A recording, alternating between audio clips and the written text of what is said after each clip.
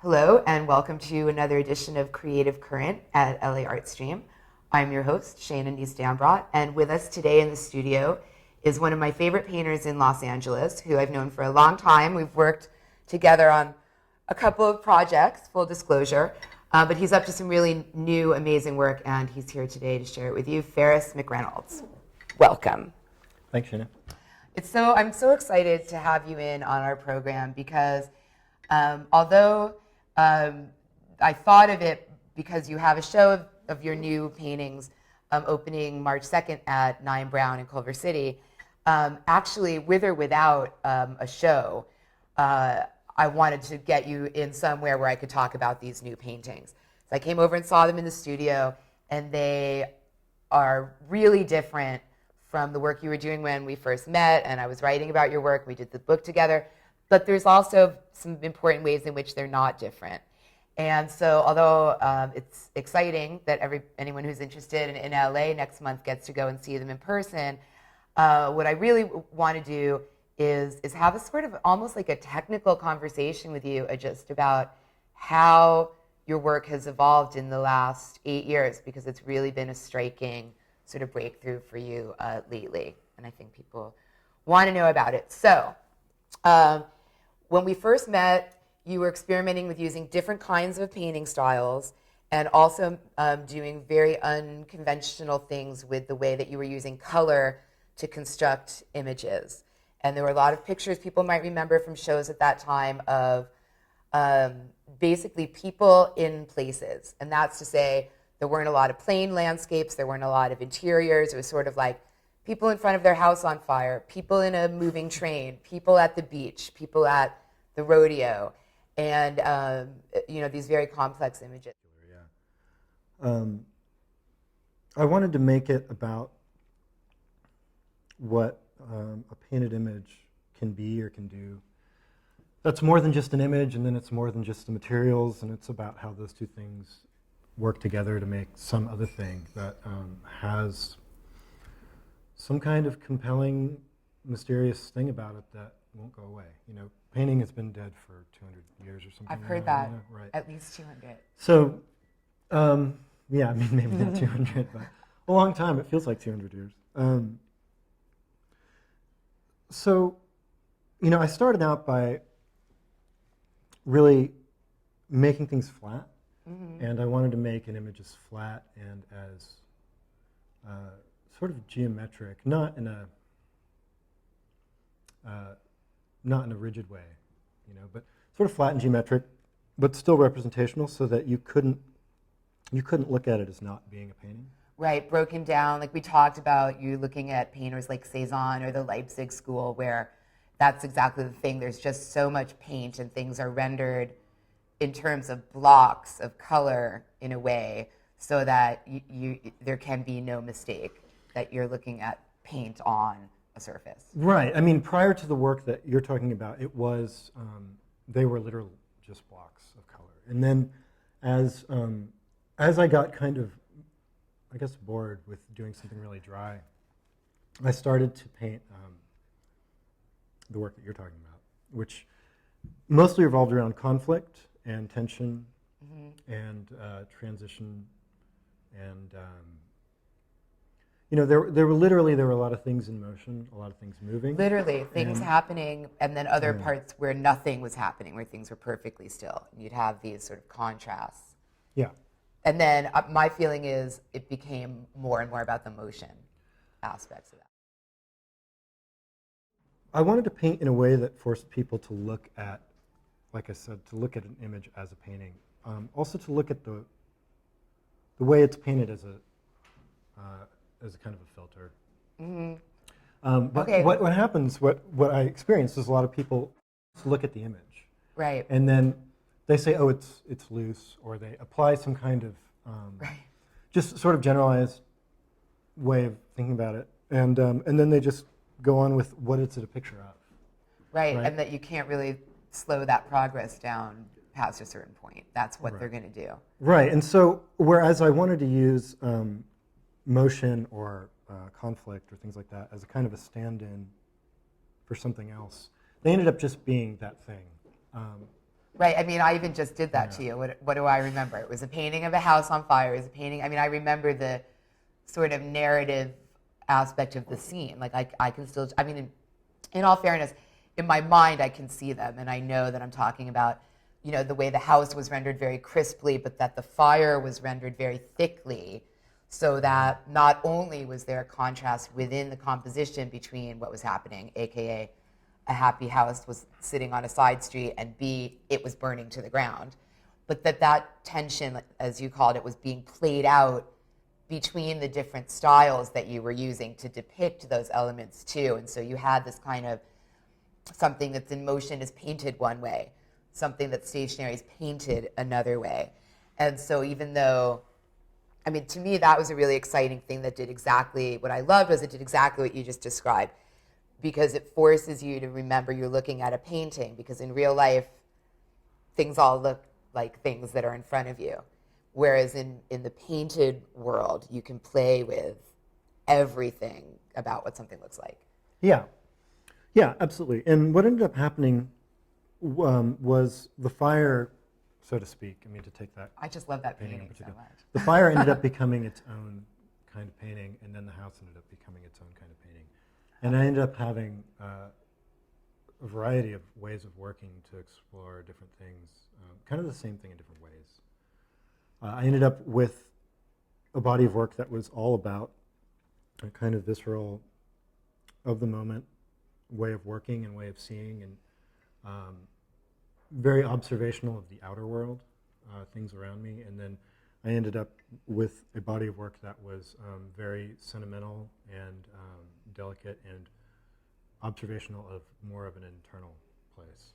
And those were the paintings I saw in your old studio, right, where there were figures on the beach that were kind of indistinct and interiors that were sort of depopulated but starting to really kind of break apart. They were empty interiors, yeah. And those tended to be watercolor. You know, those were the sort of sentimental. And they were smaller also, I remember. Mm-hmm. They were a lot more intimate in the scale. Right. There was a definite intent not to make them about the viewer. You know, I think when you use scale beyond a certain size, it's about the experience of looking at something. Mm-hmm. And to make something small, to make something a picture, is really about the perspective of where it came from, in my mind anyways. And so, yeah, the watercolors were all pretty small. I made some very, very large watercolors, large 4 watercolors, like, 6 feet by 5 feet. Wow, that is, I mean, okay, I did not realize that. They were That's kind of amazing because, well, but it's just sort of the opposite. I mean, oil paint is the ultimate thing you can control, right. Just physically. Right. It never dries unless you force it to, and you can almost sculpt it. Right. You know what it's going to do when you mix the color. Watercolor is just unleashing sort of chaos. So to work at a scale like that with watercolor, what was it about watercolor? Did you sort of like that loose, uncontrollable kind of mystery? Or? It was never about the medium per se. It was just about working backwards from the way it was supposed to look. And so if I wanted it to have this kind of washed out, really dry, chalky sort of feel, that was really the best way for me to do it. Interesting. So then I didn't hear from you for a while, and that really freaked me out because I'm a huge fan of your work, and I was like, what the hell? He was threatening to start a band. I don't know, but I hope the kid's painting still, I'm thinking to myself. And then finally one day, something like 6 months ago, I heard from you, right? Mm-hmm. Saying, hey, I've been working on these paintings, and I think you should come over and see maybe, what you think about them. And I was so happy that I did that because I thought I loved the old work where, things were kind of at fisticuffs right on the canvas and stuff like that. But what you're doing now in the new work is that, but amped up to a whole other degree. And to me, what you're doing is funny. It has a humor and a kind of a puckish kind of humor to it, but at the same time, the scale and the detail and the precision of what you're how you're engineering the compositions obviously belies any kind of jokiness, because the labor intensivity that goes into creating these images is much too serious for it to be just a joke. And, Oh, sure. you know, obviously. I mean, that's what I'm saying. But yet, when you look at the images, there's this sort of like mischief to them. And I say that because, as you'll see some of them moving through now, like, for example, this, the one that I said this in your studio was my favorite, although it's hard to say favorite. But something about this I love, because it reminds me of your old work the most, and yet has the new aspect. So what we're looking at is a room that is either being packed up to move out, or someone's moved in and hasn't unpacked yet. It's unclear, but basically it's somebody's shit in boxes, right? With like, I'm thinking they're moving in because the blender's already out, but that could be the opposite. You know, I don't really know. And then, as with all of the pieces in this series, either, in this case, it's one where it's the center, the whole perfect center of the image is obscured by this kind of, how do you describe that? Because it's a circle, but there's a chunk taken out of it. It's kind of like a Pac-Man kind of shape. I'm sorry, but it's a yellow circle with a slice cut out, like you know that that's coming. Yeah. It doesn't look like that though. And there's this sort of ragged edges of the lines that make the so it has a kind of almost like a logo quality to it. And even though in reality there's no problem reading the rest of the composition, it makes it feel like there's something I can't see in the image. And so you have, it's still two different ways of painting, but in a completely different way than it was before. If you could just talk to me about how this happened the first time. Like, what was that moment where you went, you know what this 6 by 6 foot painting needs? A giant yellow sunburst blocking half of it right in the middle. I think that would work. What happened there? We've got, you know, like you said, boxes are packed. And that's kind of a reference to, you know, the things I was talking about from the other work, like transition, wanting it to go from somewhere to somewhere else. And it also makes you, like you were saying, very clued in that you're looking at a painting. Yeah. Because it can't be anything else. It doesn't reference anything that could ever be naturally occurring in that image. Right. What happened was, you know, when I disappeared, you know, so to speak. You admit it. I decided that I wanted to reapproach whatever it was that I was interested in, because I didn't quite understand where it had ended up. I worked pretty organically and just kind of let things happen. And one day I just kind of looked at what I was doing and said, all right, I went as far as I want to go with this. But my interests haven't changed. So I went back and sort of wrote them down on paper. What am I interested in? And said, how can I reinterpret this? And I looked at all the work I'd ever made, and I said, it's already there. I just have to take my time sort of putting it back together. This next one, which I interpreted as a man passed out on a bed, but maybe someone else might think it's just, you know, some sort of a nap, or it's, you know, to me it looks like a vision of a little bit of debauchery and a little bit of, you know, hangover to come, but to someone else it might be a sweet sort of hardworking, you know, whatever. It's not immediately clear. Part of the reason is because in this one of the man passed out on the colorful bed, the central object image, which is this beautiful, lush, very sentimental rainbow, like you were just saying, obscures actually a lot more, and a lot more of what would be salient about the picture. Like, so in this case, it prevents you not only from seeing it, but in a specific way that you feel like if you could see what you can't see, you would understand what's happening. The other pictures, you can still see that it's a room with possessions packed. But in this case, you actually don't know if this is a sweet or sinister image because of what you've obscured.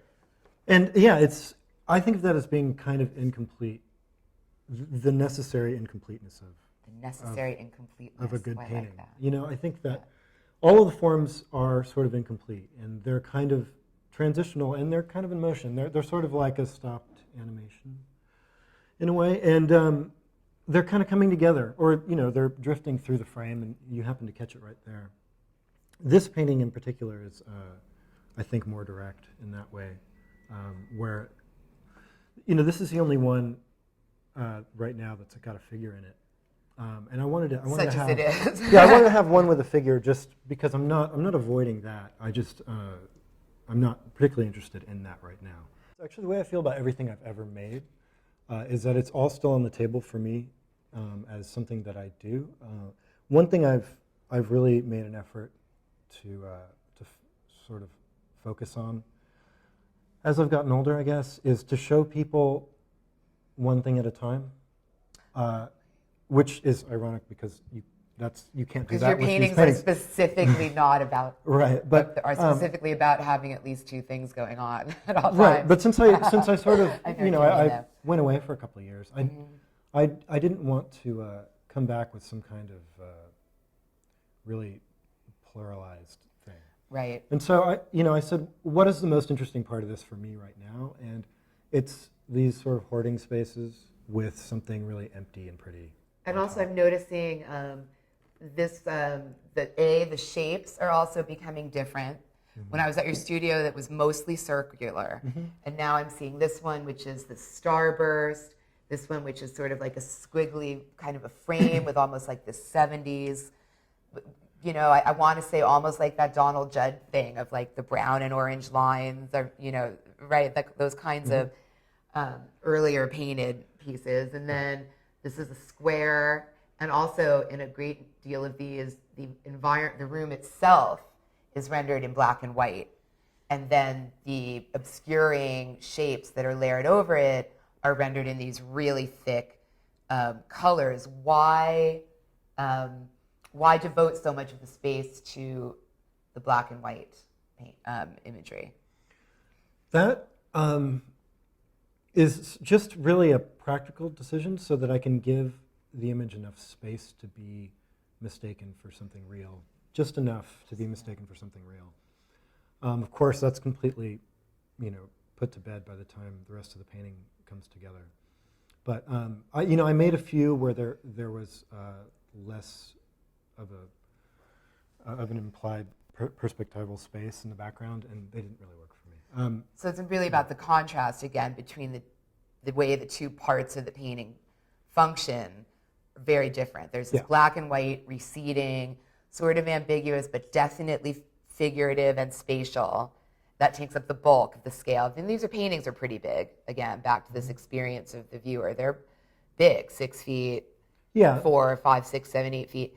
So huge. Not huge, but big enough that it's almost like room. Yeah, it's size as well. It tends to be 1-to-1 scale. With the stuff in the picture versus the person looking at it. And then when you add the shapes on top of it, that space gets even pushed further, even back away from the surface, so you get even more of that effect.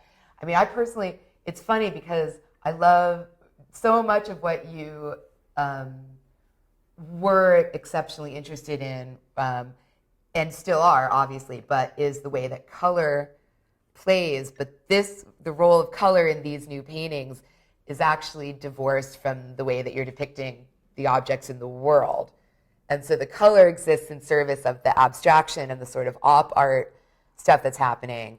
And the black and white work actually is what's being used to relate, the real life objects. So there's a kind of a constant, back and forth quality to I them. think for me, color is about kind of an emotional space. It's intangible. It's different for everyone who looks at it. And I enjoy using it for that effect. I don't think it's a coincidence that the kind of image I'm painting is painted the way that it is, right? So I have these spaces that are painted in black and white. And then the warm part of the painting is something that isn't real. And they're just, the image that's on top is really just the most simple abstraction I could come up with, which to me, I broke it down as the simplest abstraction I could paint would be either draw a line or draw a circle. They're an abstraction of things in the real world. They can associate any number of things in the real world, but they also mean absolutely nothing, and they can just be about the mark that I'm making and the way I'm making that mark. So it doesn't interfere with the mark. So you can read the mark as being one of mine, I guess. Right. You know? And again, back to the experience of looking at the painting, because this is like, okay, now you can't just remember what it was a picture of. Right. You can't just think, oh, they were all paintings of messy interiors. Now you have to remember the part that was imagined, this abstraction, because so you finally got that taken care of, right? Yeah. Have some fun. Okay, well, we're going to wrap up pretty soon, but I would be remiss if I didn't make you talk a little bit about where you disappeared to, which which, as far as I understand it, is a combination of getting married and the recording studio. Because you've also, I don't know if people realize this, but you actually are a fairly prolific musician with a couple different projects, the ExDetectives chief among them.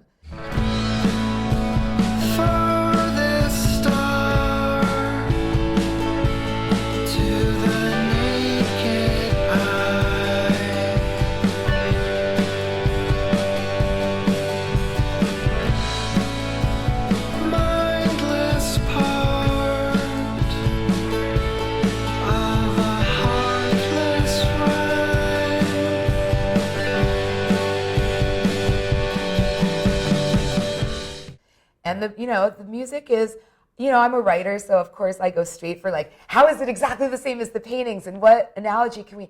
But the truth of the matter is, there is an analogy to be made, because there's the way the music is kind of a little bit of a hybrid. It's a little bit of an experiment. It's a little bit sentimental. There's some atmospheric stuff. There's some harsher elements, and you make them all sort of, you engineer them so they all come together into this thing. So I was wondering, just for the record, what do you see as the relationship between your painting and your music? And remember, you're on camera, so you have to answer me this time. I will. I'm going to back up to where did I go? Because that was the first question. You got married, went to the recording studio.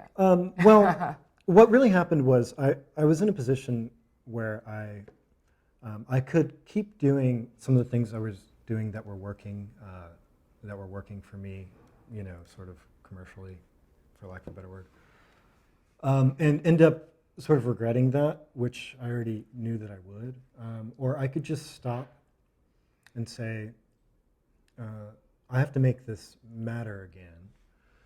And so, I spent 2 years painting pretty much every day. I just didn't show anybody the work, and I made about 6 bodies of work that all hopefully will never see the light of day. If I die before I can burn them, then someone will see them. But no, stuff that I never had any intention of showing anybody.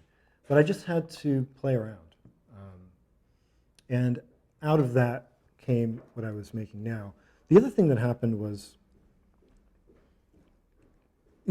somewhere about 10 years ago, I decided that I couldn't put music away anymore. I've been writing songs since I was about 12.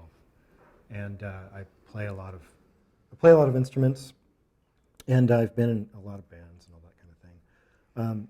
But I was learning to trust my own perspective, my own voice, and my literally. Own yeah, literally my voice. Because I'm not painters say that, but I'm you're not actually a singer. At least I've never been taught to sing or whatever. So that was a process, and I started to hear some music that made me do that, to where I said, like, to me, this is the best thing ever, and maybe people don't like this, but this gives me the courage to do my own thing. So then, it's still, after making that decision, it still took me about 5 years to get it together.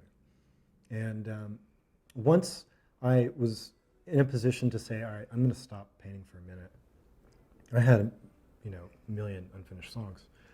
And as a way of keeping myself busy, I just started finishing them.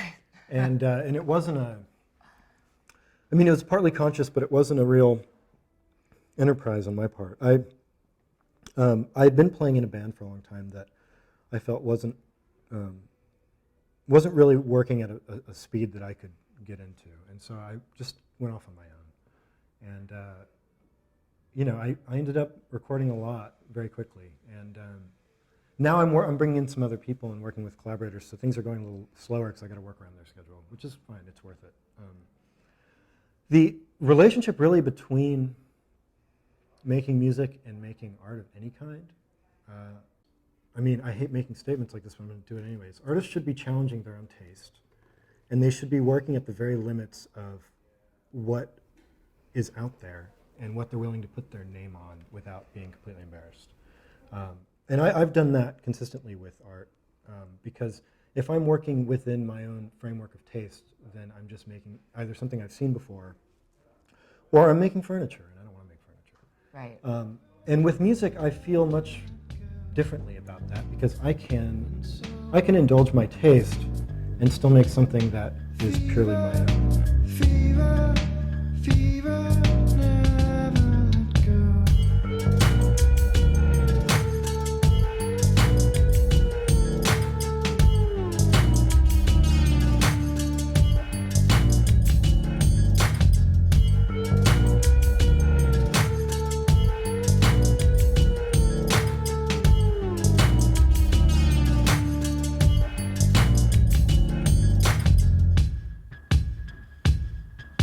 Fever, fever, everyone goes for the most, and so on. Fever, fever, everyone goes for the most, and so on. With music, for me, the real appeal is that, well, art needs a certain kind of context in order to be art. Mm-hmm. You have to, the artist has to decide that it's art, and you have to work within a certain kind of spatial environment in order for it to be seen as art. Music can work whether you're in the grocery store or we're driving down the street or wearing headphones at home. It doesn't need anything in order to connect with people, and I think that that is an ultimate sort of creative freedom. I love that. That's really fantastic. I think we can leave it there. Okay. And we'll send people to your band site for the ExDetectives. Or you can, it's all just one website. It's all just one website. One Finger Riot, ExDetectives. One Finger Riot, ExDetectives. Okay, next time we'll have a whole conversation about how you name your music projects. Okay, thank you, Faris. That was awesome. It's great to have you. Thanks for having me. And we will see you back here on next week's edition of Creative Current. Thanks for watching.